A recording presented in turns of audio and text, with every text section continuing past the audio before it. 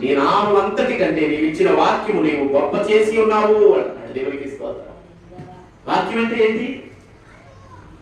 యోహాను సువార్త 1వ అధ్యాయంలో చదివితే అక్కడ ఉంటది, ఆది యందు వాక్యము ఉండెను, వాక్యము దేవుని యందు ఉండెను, వాక్యమే దేవుడై ఉండెను, ఆ దేవుడి వాక్యమై ఉండెను, ఆ వాక్యమే శరీరమును ధరించి శరీరమును దాల్చి భూమి మీదకి దిగి వచ్చిన యేసుక్రీస్తు వారే.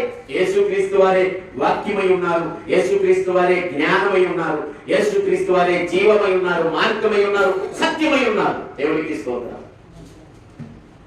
యేసుక్రీస్తు వారు తప్ప ఎవరు చెప్పలేదు ఈ మాట. యేసుక్రీస్తు వారు ఒక్కరి మాత్రమే చెప్పారు.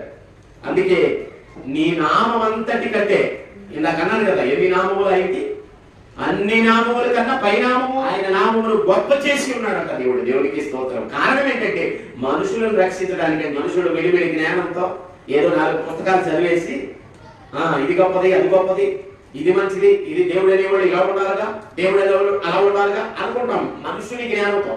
అసలు నీ ఆలోచనకు అంతు పట్టేది ఎలాగా ఉంది? దేవుని జ్ఞానము అంతు పట్టనేది కాబట్టి ఆయన పరిశుద్ధతకు, నీతికి, పవిత్రతకు మనుషుడు సరితూచలేడు కాబట్టి ఆయన దేవుడై ఉన్నాడు. ఆయన పరిశుద్ధుడు, పవిత్రుడు. ఆయన ఏదైనా చేయగలడు. మనుషుడును మనుతో సృష్టించగలడు, భూమిని ఆకాశమును సృజించగలడు, కన్యక గర్భవతి అయి పరిశుద్ధాత్మ వలన గర్భము ధరించగలడు. దేవునికి స్తోత్రం. ఇది గొప్ప సంగతి. ఆయన సృష్టికర్త, దేనినైనా సరి చేయగలడు. కళ్ళు లేని వారికి కళ్ళు ఇచ్చిన దేవుడు, చెవిటి వారికి వినికిడి కలిగి చేసిన దేవుడు, మూగ వారికి మాటలు కలిగి చేసిన దేవుడు. ఎవరి ఓచ చేతులు కాళ్ళు కలిగిన వారికి ఓచ చేతులు కాళ్ళు సరిగా సక్రమముగా నిలబెట్టి నడిపించగలిగిన దేవుడు, మరణించిన వారిని సైతం సజీవులుగా లేపిన దేవుడు. దేవునికి స్తోత్రం. ఆయనకి అన్ని సాధ్యమే. దేవుడు అనేవాడు ఇలా ఉండాలిగా, అలా ఉండాలిగా.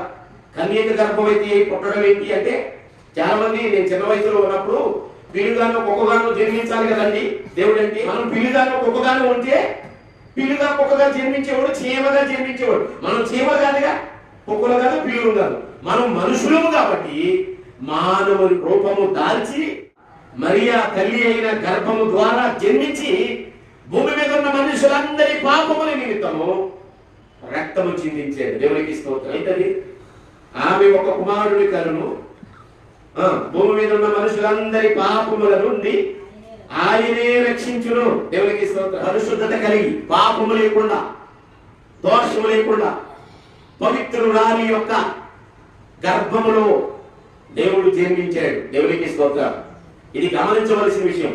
మరి ఎలా జన్మించాలి అంటే నువ్వు చెప్పు ఎలా జన్మించాలి?